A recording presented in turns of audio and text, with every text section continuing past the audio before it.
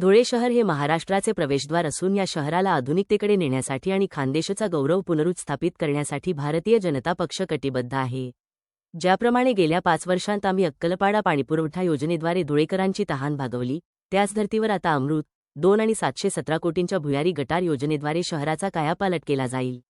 केवळ आश्वासने न देता धुळ्यातील प्रत्येक झोपडपट्टीधारकाला आणि अतिक्रमणधारकाला जमिनीचा मालकी हक्काचा पट्टा PR कार्ड देऊन त्यांना प्रधानमंत्री आवास योजनेतून पक्के घर देण्याची जबाबदारी आमचे सरकार घेईल, असे प्रतिपादन मुख्यमंत्री देवेंद्र फडणवीस यांनी आज येथे केले।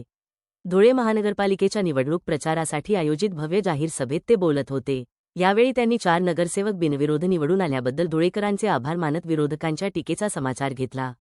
मुख्यमंत्र्यांनी आपल्या भाषणात विकासाच्या पंचसूत्रीवर भर देताना धुळे विमानतळाचे विस्तारीकरण आणि दिल्ली मुंबई इंडस्ट्रियल कॉरिडॉरच्या DMIC दुसऱ्या टप्प्यात धुळ्याचा समावेश करून उद्योगांचे जाळे निर्माण करण्याची घोषणा केली।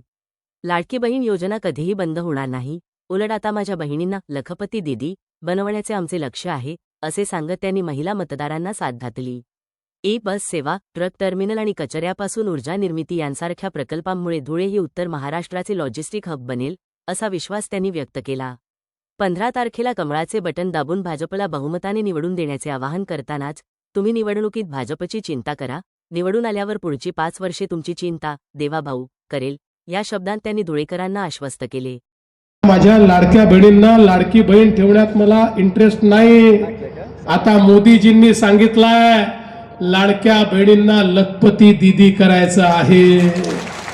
महाराष्ट्रामध्ये 50 लाख लाडक्या बहिणी लखपती दीदी झाल्या। आता पुढच्या 4 महिन्यामध्ये अजून 50 लाख होणार। 1 कोटी बहिणी मी या ठिकाणी लखपती दीदी करतोय, हा आकडा थांबणार नाहीये। पण मी ज्यावेळेस पुढच्या वेळी धुळ्यात येईल, महापौर बसल्यानंतर येईल, त्यावेळी तुम्हाला प्रश्न विचारणार पालकमंत्री महोदय, आमदार महोदय आणि महापौरांना की माझ्या धुळ्यातल्या किती लाडक्या बहिणींना तुम्ही लखपती दीदी या ठिकाणी केलं। आता या धुळ्यामध्ये आपली महानगरपालिका आल्यानंतर या दोन्ही बाजूला बसलेल्या होणाऱ्या नगरसेवकांना सांगतो, तुम्हाला मी या ठिकाणी ही टास्क देऊन जातोय, तुमच्यावर जबाबदारी टाकून जातोय। माझ्या लाडक्या बहिणींना पुढच्या काळामध्ये या ठिकाणी लखपती दीदी हे बनवण्याची जबाबदारी तुमच्यावर टाकून या ठिकाणी जातोय। आणि म्हणून बंधू भगिनींनो, आम्हाला धुळ्याच्या महानगरपालिकेवर भारतीय जनता पक्षाचा झेंडा हा केवळ कोणीतरी महापौर बनवायचा आहे म्हणून नाही लावायचा, आम्हाला धुळे शहर बदलायचं आहे। या धुळे शहराला एक आधुनिक शहर म्हणून या ठिकाणी स्थापित करायचं आहे। हे धुळे शहर या उत्तर महाराष्ट्राचा खानदेशाचा चेहरा म्हणून, या खानदेशाचा प्रवेशद्वार म्हणून या ठिकाणी स्थापित करायचं आहे। हे धुळे शहर जे छत्रपती शिवाजी महाराजांच्या पदस्पर्शाने पावन झालेल्या खानदेशाची राजधानी आहे।